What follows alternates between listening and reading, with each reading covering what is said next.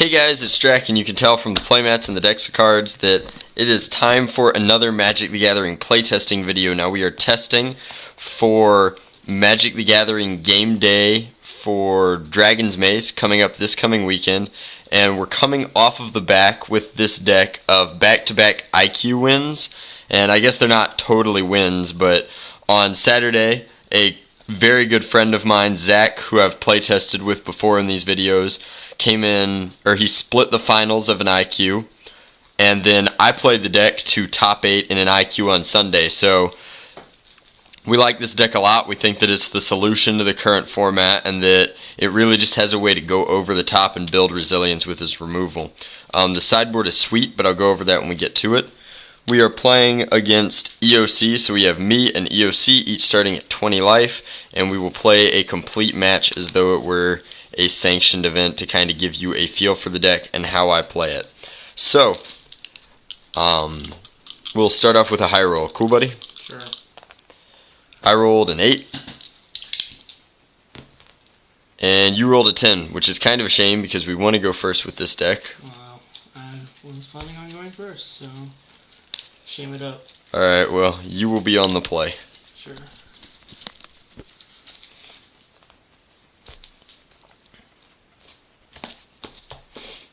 You cut weird. Yeah, well. Alright, so far this isn't a great start. We almost have to keep it just because it has all of our colors, and we like some of the cards that we have. We'd really like a little bit of a ramp strategy, but maybe we'll draw it. Alright, are you good with yours? No, I'm going to give up mine, just one land, so. So I write M6, which is mulligan for 6.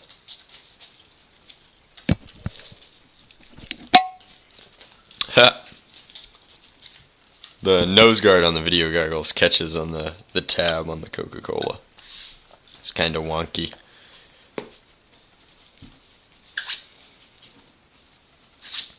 This one's much better.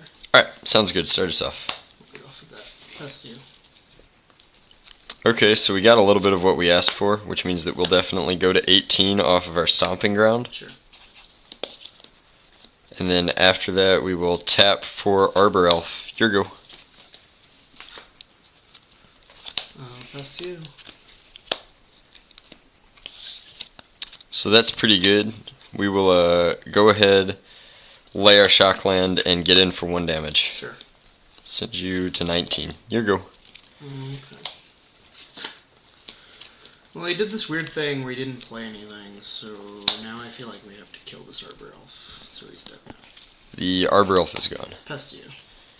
So it'd be really nice to draw some kind of gas that we can play early, and we didn't, so we sadly just lay a land and go. We're gonna play a Huntmaster. Huntmaster is pretty good. And trigger and go to 18, or back to 20. Or 21. Yeah, you only hit me for 1. Pest Yep. you. Okay, so at this point we have 2 options. We can play this, but then it has the ability to die to the Huntmaster trigger, so I feel like Gorkland Rampager is the answer. Your go. Sure. Well, that's interesting. We didn't draw land, which is what we wanted to draw, and we really want to get more mana, so we're not going to push through for damage, so probably just Ranger's Path. Sure. Get double red in case it comes up. So the only reason Pat would be grabbing double red is so that he can overload Elysium Mortars, I feel, which is kind of scary, but we don't necessarily have a way to play around it. But other than that, I'm going to test you. We're already pretty far behind on board. This is an interesting card in our deck. I feel like it's helpful, but it's something that we want to save for later. So right now, I think these are realistically our only 2 options, and we want to do either one of them before combat, so we'll lay a land, and then I think that just because this doesn't die to Elysium Mortars, this is our better answer. So we're going to Thundermaw, Sure. swing. We'll double block. Alright, so they'll trade, and you'll take 5, go to 16. Your go.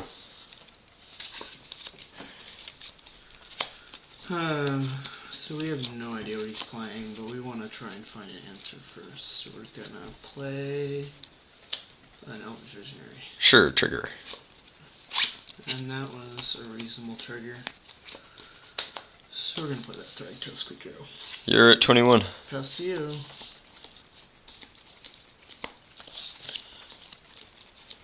So right now we have multiple lines of play here. I think that playing this is better than trying to get cute with this right now, and we don't have enough mana to do multiple things this turn. Or wait, no we don't. So we'll save this to do a little bit of filtering next turn, and obviously this card is foreign, which is kind of a shame, but it should be pretty obvious what both of these cards are from their art. So we're just going to play this Overgrown Tomb, play Falconwrath Aristocrat, Sure. swing for 9. Alright, so we'll go to 12. It's your go. Woo. So you have a lot of mana at this point, and he also has an Alchemist Refuge in play, which means that he can start some flash antics. Alright, so I think we're going to attack for 6. We're going to go to 12. And then we'll just pass. Alright, so to me this definitely says that there are some cards with flash coming our way. This guy's pretty cool, and he's definitely something we want to do this turn just to put some more pressure on him, especially since the board is reasonably empty. This forces us to bait out like a Thragtusk or whatever else he might have, and then we have this guy for backup and this, so I think we're in solid shape. We're going to... we have to tap properly for it, which is kind of wonky. We're going to play a boar. Sure. Give him haste. Yep. Swing like this. Alright, well before blocks, we're going to Flash. flash in this Huntmaster. Okay, so you're going to go to 14. Then we definitely want to block the board. Okay, so you block the board, take 9. Yeah. Which sends you to 5. Yep. So we couldn't have played this to do this, and like... oh wait. Does it work? Back up just a second, since we're gonna... technically we've already gone to damage, but if we were playing, I would just Gorkline Rampager the board and kill you. No. Oh yeah. Unless you have any responses. Well, technically no. Technically we also went to damage, but I don't have any other responses. Okay. So if we're gonna do takesies backsies, I think we're playing takesies backsies in playtesting. I mean, My viewers will If I tell was- me that it was super cheap. If I was playing around, I'd double block, but Alright. Well, how do you want to do it? Do you want to back up to combat? You can Sure. double block. Well, I'll still Gorkline Rampager to yeah. kill both of them. And you'll take 7 minus 4 is 3, so you'll go to 2. Sure. Okay, and then I'll pass. And it looks like we're still dead anyway, because you'll just take 6. Take 6, go to And 6. the only card left in her hand is a slime. Right. So, Well, I'm glad it didn't make a difference, but we should both try and play a little bit tighter. I should try and do like proper combat math. So I'm going to run through my sideboard real quick, and I think it's important for the purpose of the video to talk about what I take out and what I put in. So this is my sideboard. This is kind of for the mirror. This is for tokens matchups. It's a Geza Granite. Again, it's in Japanese because my friend Zach, who built the deck, likes the foreign cards. Ground Seal is obviously for the Reanimator matchup. These 5 cards are realistically all good removal. This is for kind of the mirror, and all of them go in against Bant Hexproof, which is our toughest matchup by far. Dreadbore is just extra removal, which is debatably necessary in this matchup, but I don't like it that much. In this matchup, I feel like I need 2 Rakdos Return, because your deck has ways of filling its hand and ways of like tricking us, and I'm sure that you're running some sort of jank combo in there. So I'm going to put in Domri Raids because your guys were all more or less smaller than mine, which means that the fight ability is good, and he's always good for like trying to get that extra card advantage or play around our draw step. Even though it sort of won us the last game, I think that Gorklam Rampager is bad in the matchup, and I also think that Gyre Sage, which we didn't see, is bad. So they're both 4-ofs in the list, so I feel comfortable taking out 2 of each, which increases our curve just slightly, but I'm not worried about it. I feel like these cards are good enough in the matchup that I'm fine by that. So you know that I'm playing some sort of Jund aggro, and when you're finished boarding, you can kind of walk me through how you board and why. I'm still looking for one more slot, which isn't easy. Because we don't want to disassemble our decks, but Right. I think we're going to try out. We'll try this. Alright, so out we just take out basically all our slow shit. We take out 2 Zaganas because they're just really big. Big Grook, again, really big. We're taking out 1 Slime.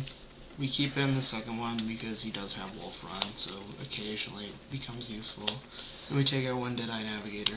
So you're doing like a Deadeye Navigator 4-color combo deck? 3 color. 3 color? So it's just Rug. And then a little bit of ramping, or at least the high-end ramping, because again, it's a little too high up there. And then 1 Rolling Tumbler. We do want 1, but they don't kill way too many of his things, and a lot of his big stuff has flying, so it's a little weird. Right. I mean, I am running Burning Tree Emissary, which it kills, and it also kills the Elf, but I understand that it doesn't kill, like, the Boar if I have a Mountain in play, so I think that it's okay to peel one of those. And then we just put in removal and big stuff. So we have spiders to eat his stuff in the air, Aetherize and Fog are good combat tricks, and then we have a 1 of Rapid and 1 of Turn and Burn. It's just removal for big things. That seems solid. Alright, well, I assume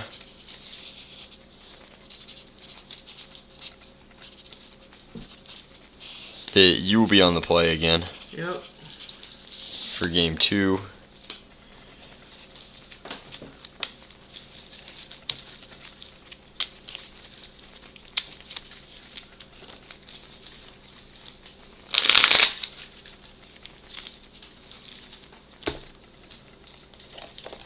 By the way, this is the deck box that this is in right now. It's a Legion deck box, and they are terrible deck boxes. They like to crack down here, and this gets really loose. You can see that it's fallen off already, so I do not recommend those. I think that Ultra Pro makes much better deck boxes by and large. It's a fun little side note while you're shuffling. Oh boy.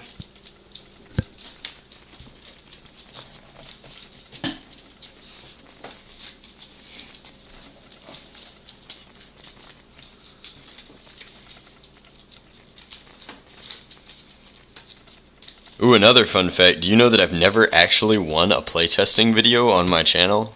My viewers must think I'm a terrible player.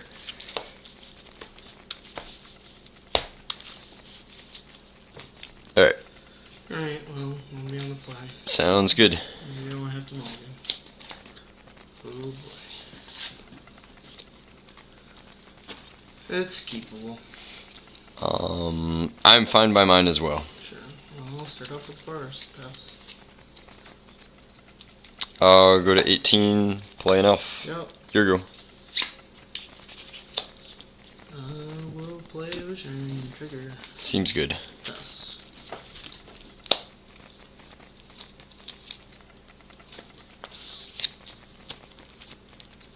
Alright, so this is one of the cute things that this deck can do. If he has the one of Rolling Tremblar, then we're just really, really hurting, but there's not much we can do to play around it, so we're just going to go for it.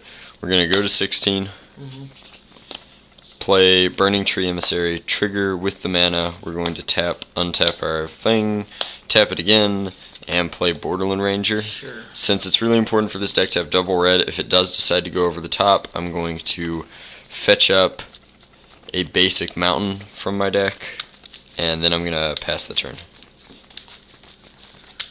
Alright, well our hand is pretty mediocre, so all we have is the breeding pool, and we'll pass.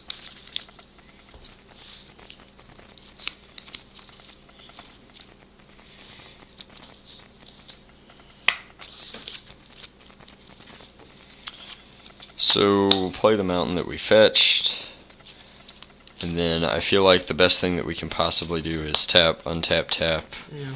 and then play Falcon Wrath Aristocrat. Yep. And then we'll go to combat and swing for 8 total. Block 1. Go. Okay. Take 6. Take 6, puts you at 14, Mm-hmm. and I'll pass. So assuming we draw land, we are on fire, and if not, we're in a little bit of trouble. But Well, we'll play that, and we'll pass to you. we have a reasonable board presence for what we're doing, and we drew what we wanted, so I'll go to 14. Sure. There are a lot of shock lands in here because mana is important, but when you're winning it doesn't matter, and when you're not winning, it's kind of the least of your worries whether or not your lands come into play tapped or not, because you're just setting up for one of these. So I'm just going to float green, tap, float, play a Thundermaw Hellkite, Yep. and then swing. Alright, well, we have the 8th rise.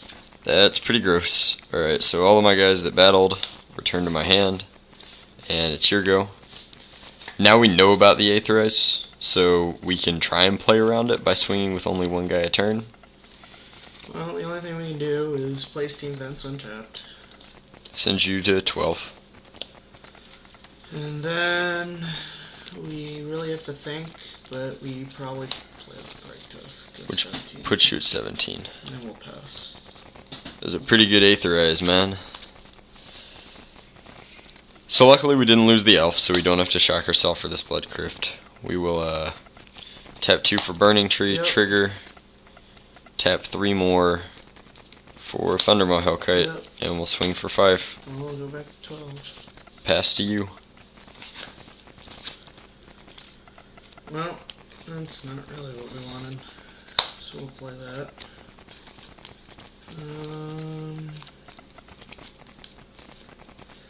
We're at 12, but we almost sort of have to race here, which is disgusting. So we'll swing for 5. I hope you have a follow-up play, otherwise you're in a little bit of trouble. You know I have the Falcon Wrath in hand. I'm at 9. That's to you. So here we run the risk of either running into another Aetherize or trying to deal with what we have on the board to deal with. I feel like the answer is probably in this case, since we know he's got Fog and we know he has Aetherize, to try and play around the Aetherize by only swinging with these two and not playing more heat from our hand. And if he fogs us, fine, and if he Aetherizes us, then we probably get to replay the Burning Tree Emissary and then do both of these. And that's really good, and we can start blocking a little bit and get into a better racing situation. Maybe set up for this later on. So we're going to go to combat. Sure. And send 7 your way. Alright, we are going to...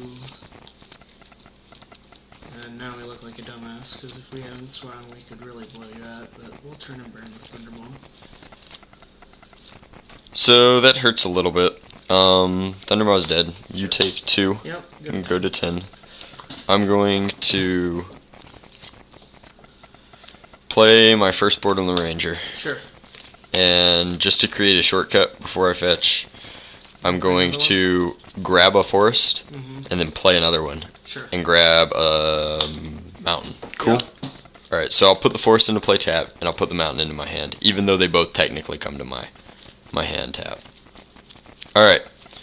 And then we're done with our turn. Sure. So the forest is in play tapped, and the basic mountain is in our hand. Well, that was a good draw. The problem is we don't have the extra red. So that's a little gross. Mizzy Mortars. Yup. Busy mortars.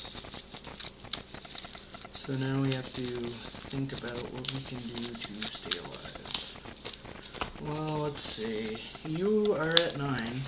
I am at 9. So I think that we mortars one of the Borderland Rangers. I want to keep my shiny one. Sure, and then spear the other. Well, fine. And then attack for 5. I feel like I have to block here. Sure. And then we will pass to you. Alright, so you're at 10 and I'm at 9. I hope you don't have the fog. I can lay a land for turn, and now we can really see like the value of this card a little bit, because we can force him to play his card before. And it's not super awesome because we can really only rip out... We can't play anything after we use this card, but it burns him a little, which is fine. I think I'm okay with that. I'm going to Rakdos for turn you for 2. Put you at 8. 2. Well... Does that resolve? I'm trying to think what options we have available to us. Sure. And the answer is not money. Well, we can at least force you to tap out, I guess. You want to have a combat drag, so we'll rip the burning tree in response. Sure. And then discard die. Okay, so you do take 2, go to 8. Yep. After that, I'm going to do the super awkward play Burning Tree Emissary with my floating red mana. I'll add black to my pool, and I'll Dreadbore your Thragtusk. Yep. So now we have a beast. And I'll pass the turn. Alright. Well, we didn't draw anything super relevant. But, we'll attack for 3. So, I'll block. Well, I'm gonna Wolf Run for 4. Okay. So He's a 7/3. he's a 7/3, which means that 5's going to trample over, and I'm going to go to 4. And I'll pass you. Okay. So now, we know he's got the Falcon Wrath in hand, so... So we're going to go ahead and play Miss Murder. Yep. And then we will go to combat. Yep. And then we'll Blood Rusher with Orcline Rampager to kill you.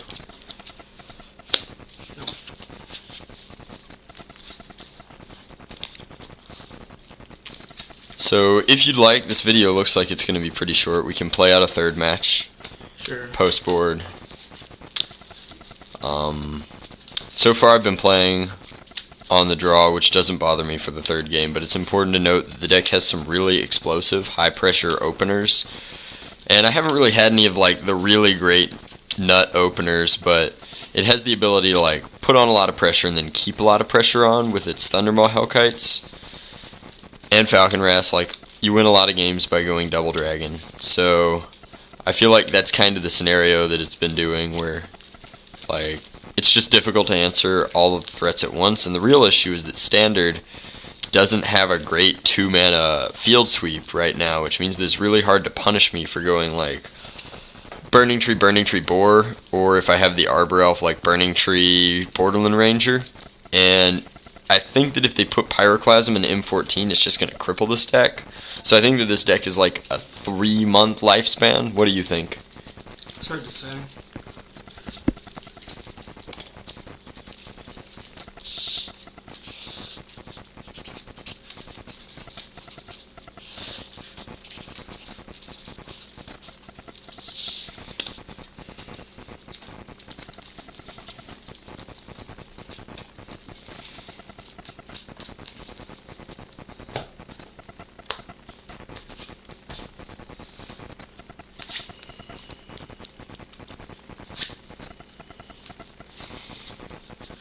So well, we've gotten our best hand of the night, and this is something else, so that says something. Pass to you. Well, I can keep mine. I'll go Forest Elf. Your turn. Always the elf. The elf is good, man. Well, you always have them, so we're gonna force you. Sure. Pass to you. Grab in Steam Vents? Yeah. Alright. So that's kind of quirky. I guess we can do that. I can shock myself to 18. Play Burning Tree Elf. Sure. And then swing for 1. We're at 19. I will pass the turn. This is what I was talking about, where the deck gets really, really punished by things like 2 mana board sweep, so if you have the Rolling Trembler, we're going to be in a little bit of trouble.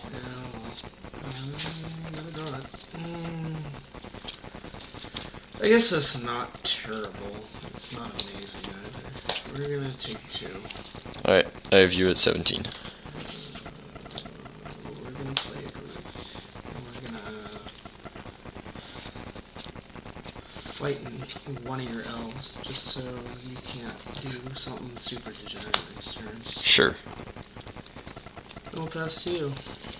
Garrick is at 2. Yep. So he'll probably just die. He sweated on his job. So I'm not sure if this is better in this situation, or if it's better to just swing here and maintain the resources. I truthfully have not piloted the deck enough. I did pilot it to a top 8 finish at an IQ, but it's a really tough call when you have the answer on board with damage to do this. So I feel like we save this for something else later on, like a Thragtusk. So for the purpose of this turn, I'm going to play this tapped, swing Elf at you, and Burning Tree at Garrick. Yep. We can't let the Garrick stay alive, otherwise it just generates way too much value. And then we'll pass the turn. Well, we don't have to take the damage now, so we'll play a Thragtusk. You're at 21. Pass to you.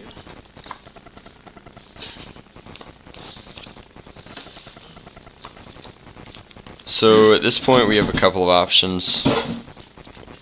I feel like our better option is just to windmill slam this guy and kind of go for it and hope that we can outrace whatever it is you're doing. So we're going to play Kessig Wolf Run, Yep.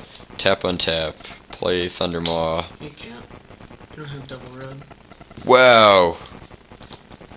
You are absolutely correct. Ooh, it's relevant. Ooh.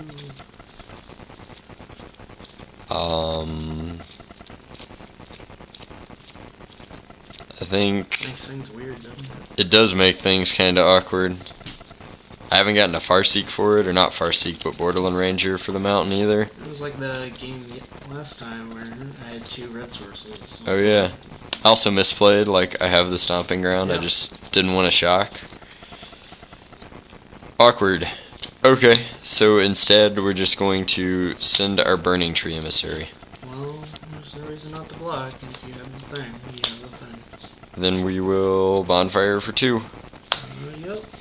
Send you to 19. Sure. Polish off the Thragtusk. Your go. Alright, so we know he has the thing in his hand, although we shouldn't actually know he has the thing in the hand. But the difference is, I don't know if we care so much, so we're going to swing it for 3.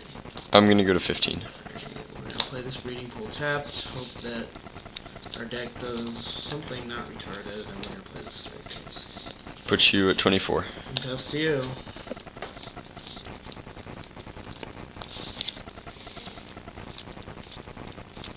So we don't have a choice at this point. We are going to shock ourselves. You didn't have to. You could use the Arbor Elf to untap it. I think I need the Arbor Elf to block next turn You might. if we're going to get into a racing situation. So I'd rather soak 5. Yeah.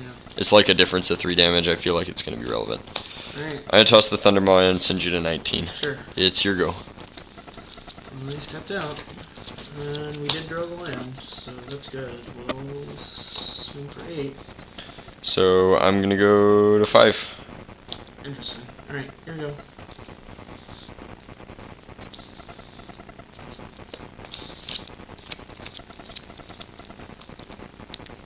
So I feel like he has the ability to Cyclonic Rift all of our guys here, which is really frustrating. So I think I need to do this pre-combat. That won't work. We have to go black-red. Dreadbore Thragtusk. Yep. We have a beast. Then I'm going to go to combat. Sure. Send Thundermaw Hellkite. Alright, we have no responses. Put you at 14. Yep. Play Blood Crypt. Tapped. If you have Cyclonic Rift, we're dead. We do. It's pretty good. We also have the Icarus. Nice. And Spider. So apparently, if we get the turn 2 Farseek, we have a reasonable chance. Because we need it to match with your turn 1 elf. You do. Otherwise, I think I just outpace you. But when you have the gas, like, you have a lot of answers to super aggressive decks like mine, and the ability to Cyclonic Rift in that situation is pretty cool. Anyway, that's my deck. It's Jund Aggro. I think it's pretty sweet. I think it has the ability to make some super explosive plays. And I'm really glad that I finally won one of my own playtesting videos to prove to you guys, the viewers, that I'm not terrible at this game. Turns out some judges can actually play. Anyway, as always, thanks for watching. Let us know what you think of the decks in the comment section below and what kind of matchups you'd like to see next. And if you'd like me to film anything at States, that's pretty much everything I have to say. Thanks for watching.